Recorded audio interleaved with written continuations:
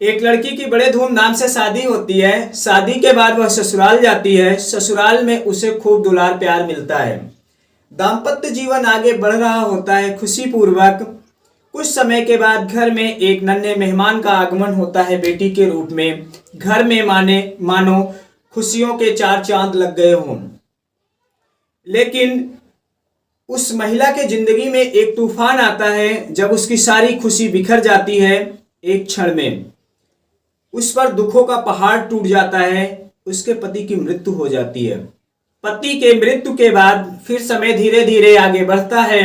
उस महिला की जिंदगी में दोबारा बहार आती है जब वह दोबारा शादी करके दूसरे घर में दुल्हन बनकर ससुराल जाती है। साथ में अपनी बेटी को भी लेकर जाती है। इस दूसरे घर में भी उसे खूब दुलार प्यार मिलता है। लेकिन इस शादीशुदा महिला की जिंदगी में शुरुआत में तो सब कुछ ठीक ठाक चल रहा होता है, लेकिन उसके बाद एक ऐसी घटना घटती है जिससे पूरा परिवार ही तबाह हो जाता है। नमस्कार, स्वागत है सच्ची घटनाओं पर आधारित क्राइम स्टोरी के इस नए एपिसोड में। आज की जो सच्ची घटना है वह हरियाणा प्रदेश का एक जिला पड़ता है सोनीपत। सोनीपत जिले के ही अंतर्गत आता है मुरथल थाना। उसी थाने के अंतर्गत एक गांव पड़ता है असदपुर। मध्य प्रदेश राज्य के टीकमगढ़ जिले के अंतर्गत अमरपुर एक गांव पड़ता है। वहां का एक व्यक्ति होता है गंगाराम। उसकी शादी एक विवाहित महिला शोभा देवी के साथ होती है। शोभा देवी अपने शादी में एक बेटी को लेकर आती है गंगाराम के घर। शादी के बाद पति पत्नी की जिंदगी खुशहाल बीत रही थी। कुछ समय बीतने के पश्चात एक बेटा और एक बेटी जन्म लेते हैं गंगाराम और शोभा देवी से। शादी को लगभग 5 साल व्यतीत हो चुके हैं। परिवार अब 3 बच्चे, पति पत्नी और माता पिता के साथ काफी बड़ा हो चुका था। तो गंगाराम को लगता है कि शायद अब यहाँ गुजारा नहीं हो सकता, ना तो बच्चों की परवरिश हो सकती है यहाँ रह के। तो उसे आभास होता है कि कहीं हमें बाहर शहर में चल के कमाना पड़ेगा। अपनी पत्नी से सलाह करता है तो शोभा देवी तैयार हो जाती है, जिससे ये पति पत्नी बाहर जाने की योजना बनाते हैं।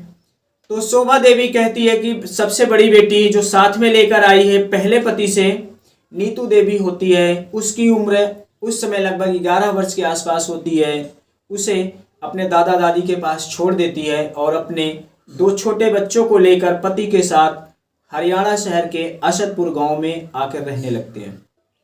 यहीं पर रहकर पति गंगाराम राजमिस्त्री का काम करने लगता है पड़ोस के ही दूसरे मोहल्ले में, और पत्नी घर पर दोनों बच्चों को संभालती।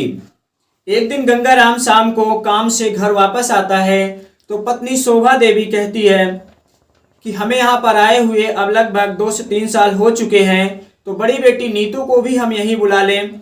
वो आ जाएगी तो बच्चों को संभालेगी, जिससे हम दोनों पति पत्नी चल के बाहर काम कर सके, जिससे बच्चों का भविष्य भी अच्छा हो और घर की स्थिति भी अच्छी हो सके।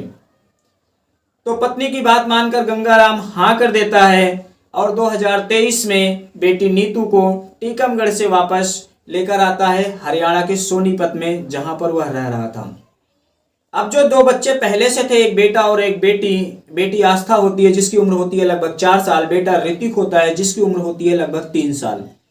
अब उन दोनों छोटे छोटे बच्चों को संभालने की जिम्मेदारी नीतू पर दे देते हैं। साथ में नीतू के पास जिम्मेदारी होती है खुद पढ़ाई भी करें। तब ये पति पत्नी दोनों लोग बाहर जाकर काम करने लगते हैं। उसका एडमिशन नीतू का यहाँ पर करवा देते हैं 9वीं कक्षा में। नीतू पढ़ने जाने लगती है। एक दिन नीतू को कुछ पैसों की जरूरत पड़ती है, कलम किताब पेंसिल वगैरह की। तो अपने पापा से मांगती है कि पापा मुझे कुछ पैसे चाहिए। तो गंगाराम कहता है कि ठीक है बेटी, आज तो पैसे चेंज नहीं है, छुट्टे नहीं है हमारे पास। ऐसा करते हैं कल मैं खरीद दूंगा। तो नीतू कहती है ठीक है कोई बात नहीं।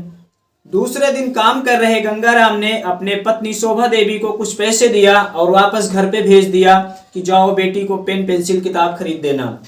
पत्नी वापस घर पे आती है तो दोनों छोटे बच्चे दिखते हैं, आस्था और ऋतिक, लेकिन बड़ी बेटी नीतू नहीं दिखाई पड़ती। तब वह आवाज लगाती है नीतू नीतू, लेकिन तब भी नहीं बोलती।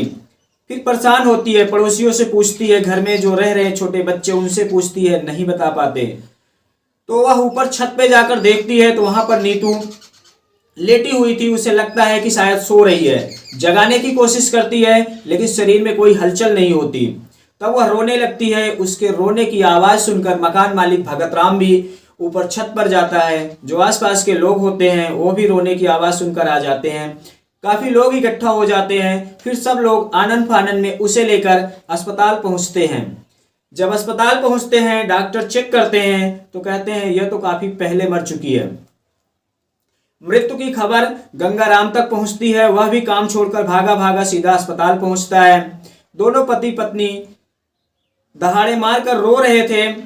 इसी बीच किसी ने पुलिस को फोन कर दिया। पुलिस भी आ जाती है थोड़ी देर में।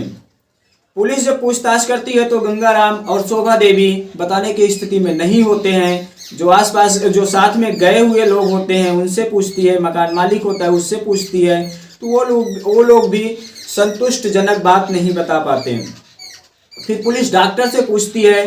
डॉक्टर और पुलिस आपस में वार्ता कर ही रहे थे। डॉक्टर और पुलिस आपस में बातचीत कर रहे होते हैं। डॉक्टर बताते हैं कि ये लोग इस लड़की को हमारे पास लेकर आए थे बेहोश कहकर, लेकिन जब मैंने चेक किया तो ये काफी पहले मर चुकी थी। अब पुलिस को अंदेशा होता है कि शायद इसका मर्डर हुआ है। फिर पुलिस आदेश देती है बॉडी को अपने कब्जे में लेकर पोस्टमार्टम का। जैसे ही पोस्टमार्टम की बात सुनता है गंगाराम, तब वह पुलिस से गिड़गिड़ाने लगता है कि नहीं साहब, बॉडी का चीर फाड़ मत कराओ, बेटी तो हमारी मर ही चुकी है। गंगाराम के मुख से ऐसी बात सुनकर पुलिस वालों को और भी शक गहरा होता चला जाता है। फिर पुलिस वाले कहते हैं कि नहीं, बॉडी का पोस्टमार्टम करवाना पड़ेगा, या तो तुम लिखित में दो तभी हम तुम्हें डेड बॉडी सौंपेंगे कि पोस्टमार्टम नहीं करवाना है। तो गंगाराम लिखित में देने के लिए तैयार हो जाता है। अब डॉक्टर बॉडी का पैकिंग करना शुरू कर देते हैं। तब उन्हें पैकिंग के समय ऐसा कुछ लगता है कि इसका सिर्फ मर्डर ही नहीं बल्कि इसके साथ बलात्कार भी हुआ है, क्योंकि उसके कपड़े छत बिछत होते हैं। यह बात डॉक्टर पुलिस वालों से बताते हैं। अब पुलिस वाले और डॉक्टर बातचीत कर ही रहे होते हैं, तब तक मीडिया को भी खबर पहुंच जाती है। वह भी आ जाते हैं। फिर वो खबरों को लाइव चलाने लगते हैं। खबरें जब लाइव चलने लगती है तो अब डॉक्टर को ये लगता है कि यह मामला रेप और मर्डर का है, तो इसकी जांच होनी चाहिए। पुलिस को ये लगता है कि अगर हमने इस मामले को ऐसे ही रफा दफा कर दिया तो हम पर भी उंगली उठना शुरू हो जाएगी। ऐसा सोचकर पुलिस वाले अब तय करते हैं कि हमें इस केस को अपने तरीके से हैंडल करना चाहिए। अब हम डेड बॉडी का पोस्टमार्टम करवाएंगे, गंगाराम को बिना पोस्टमार्टम के बॉडी नहीं सौंपेंगे। 30 अप्रैल 2023 का ये दिन वाकया है। पोस्टमार्टम होता है। दूसरे दिन रिपोर्ट आती है। जब रिपोर्ट आती है उसमें बलात्कार तो नहीं लेकिन गला दबाकर हत्या करने की पुष्टि हो जाती है। अब यह मामला प्राकृतिक मौत से हटकर गला दबाकर हत्या करने पर आ गया। परिवार वालों से पूछताछ होती है तो कुछ भी नहीं पता चलता। फिर पुलिस गंगाराम से पूछताछ करती है, उसके पत्नी शोभा देवी से पूछताछ करती है कि तुम्हारी किसी से दुश्मनी हो, कोई रंजिश हो किसी से, कोई आया हो, लेकिन कुछ भी नहीं बता पाते। ना तो किसी से दुश्मनी होती है, ना तो कोई बाहर से आया। फिर मकान मालिक से भी पुलिस पूछताछ करती है। भगत राम भी बताता है कि नहीं साहब, बाहर से कोई नहीं आया, ना तो अंदर से कोई गया है। सीसीटीवी फुटेज को खंगाला जाता है, वहां भी कोई आता जाता हुआ नहीं दिखता है। यानी जो कुछ भी है, यही जितने लोग रहते हैं घर के, इन्हीं सब का आना जाना था। फिर पुलिस दोबारा गंगाराम और शोभा देवी को थाने लाती है और कड़ाई से पूछताछ करती है। तो ये दोनों पति पत्नी टूट जाते हैं, हत्या का जुर्म कबूल कर लेते हैं। लेकिन 14 साल की बच्ची की हत्या करने की जो वजह बताई इन्होंने, उसे सुनकर आपके पैरों के तले से जमीन खिसक जाएगी। दरअसल जो नीतू होती है, जिसके पिता की मृत्यु बहुत पहले हो चुकी होती है, उसकी माँ जब दोबारा शादी करके गंगाराम के घर आती है तो यहाँ तो सब कुछ ठीक ठाक था, लेकिन जब ये पति पत्नी आकर बाहर रहने लगते हैं, नीतू को उसके दादा दादी के पास छोड़ देते हैं। तब वह छठी कक्षा में पढ़ रही थी। उसकी उम्र होती है लगभग 11 साल के आसपास। उस दौरान उसको एक लड़के से प्यार हो जाता है। वह बातचीत करने लगती है उससे। ये बात जब उसके दादा दादी को पता चलता है, मोहल्ले वालों से और भी जो आसपास के होते हैं लोग उनसे, तब वह परेशान होकर नीतू को समझाते हैं, लेकिन नीतू उनकी बात नहीं मानती। फिर गंगाराम और शोभा देवी से बताते हैं कि आपकी बेटी ऐसी है, मेरा कहना नहीं मानती। तब गंगाराम ये तय करता है कि शायद बेटी वहाँ बिगड़ जाएगी, उसका भविष्य खराब हो जाएगा। ऐसा करते हम अपने पास बुला लेते हैं, यहाँ पढ़ाई भी करेगी और हम लोगों के दबाव में भी रहेगी तो सुधर जाएगी। लेकिन नीतू यहाँ आने के बाद भी अपने उस प्रक्रिया प्रेम प्रसंग को जारी रखती है, बल्कि यहाँ आने के बाद वह और भी बिगड़ जाती है। वहां पर तो एक लड़के से बात करती थी, यहाँ आकर कईयों लड़कों से बात करने लगती है। तो एक दिन उसकी माँ शोभा उसे बाकायदा समझाती है कि बेटी ये सब गलत है, अभी तुम्हारी उम्र ही क्या है, ये सब गलत बात है, तुम अपने पढ़ाई पर फोकस करो। लेकिन आए दिन नीतू को समझाना माँ के द्वारा अच्छा नहीं लगता था। ऐसे ही चल रहा था। कई बार उसकी माँ ने उसका फ़ोन जब्त किया, कई बार धमकी दी, कई बार बच्ची थी तो मारा पीटा भी, लेकिन नीतू सुधर नहीं रही थी।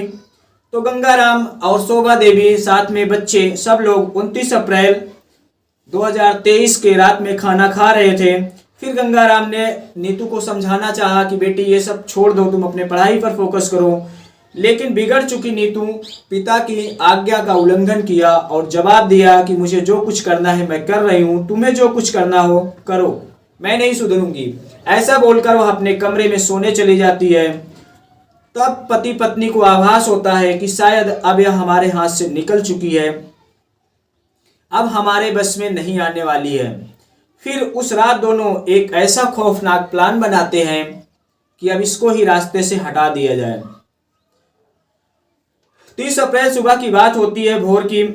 नीतू अपने कमरे में सो रही थी। पत्नी शोभा देवी और गंगाराम दोनों उसके कमरे में दाखिल होते हैं। गंगाराम उसका पैर पकड़ लेता है और पत्नी शोभा देवी उसके सीने पर चढ़कर उसके गला को तब तक दबाए रखती है जब तक कि उसके सांसें थम नहीं जाती। इस तरह से नीतू की जब मृत्यु हो जाती है तब सुबह ये लोग ले जाकर छत पे रख देते हैं उसी सोने की अवस्था में, जिससे किसी को शक ना हो, और सुबह अपना काम धंधा करके घर का नाश्ता पानी करके काम पे चले जाते हैं। इनके यह एक प्लानिंग का हिस्सा होता है जो काम पर से गंगाराम अपनी पत्नी शोभा को भेजता है पेन और पेंसिल लाने के लिए। यहाँ आकर वैसा ही नाटक करती है शोभा देवी जैसा कि अमूमन सच्ची घटना होने पर होता है। फिर अस्पताल में भी उसी अंदाज में शोभा नाटक करती है रोने बिलखने का। इन पति पत्नी के घड़ियालू आंसू देखकर एक बार तो पुलिस को भी यकीन हो जाता है, लेकिन जब सच्चाई पता चलती है तो पुलिस भी दंग रह जाती है। फिर इन दोनों को गिरफ्तार करके संबंधित धाराओं में जेल भेज देती है और बच्चों को दादा दादी के हवाले कर देती है। यह कहानी आप लोगों को कैसे लगी कमेंट बॉक्स में हमें ज़रूर बताएं। अगर अच्छी लगी हो तो वीडियो को लाइक शेयर और चैनल को सब्सक्राइब जरूर करें। मिलते हैं अगले वीडियो में। धन्यवाद।